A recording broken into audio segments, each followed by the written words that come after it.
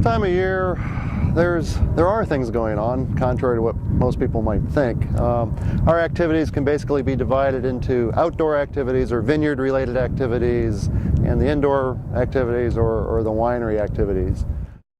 The vineyard, at this time of year, we're pruning, and we'll prune all winter. We usually start in November, late November, early December. We'll dive in and we'll start pruning our hybrid varieties, which are Chambourcin and Vignoles. And then we'll move into our vinifera varieties, which in our case are Pinot Noir, Chardonnay, Cabernet Franc, and Cabernet Sauvignon. The goal of pruning is to, well, it's severalfold. The main one is to help regulate the crop. If you let grapes go unpruned, they'll have a tendency to push a monstrous crop of really crummy grapes one year, and then a tiny crop of really fabulous grapes the next year. And clearly, if we're farming and trying to make wine every year, we don't want that to happen. So pruning reduces the number of buds on the plant and consequently reduces the amount of fruit on the plant, and it helps to regulate the crop so you get the same sort of level of crop each year.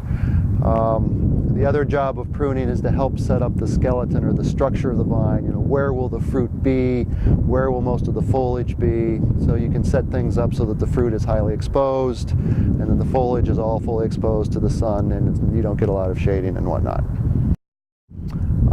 On the other side, we have our indoor activities or winery activities, and this is actually a very busy time of the year.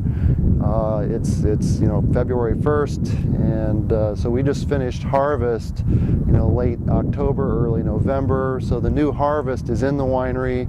It's basically done fermenting, and now we're starting to bottle some of the younger, fruitier styles of wine, things like Riesling, Vidal, Cayuga, Rosés, things that don't go through barrel fermentation or barrel aging, and we're really trying to capture the essence of the fruit. They go into bottle young, and we're bottling like crazy right now. And along with bottling means, racking those wines off of their yeast sediment, getting them filtered, blending, adjusting sweetness levels, and so forth. So it's a fair amount of work to get all that together, and the bottling itself.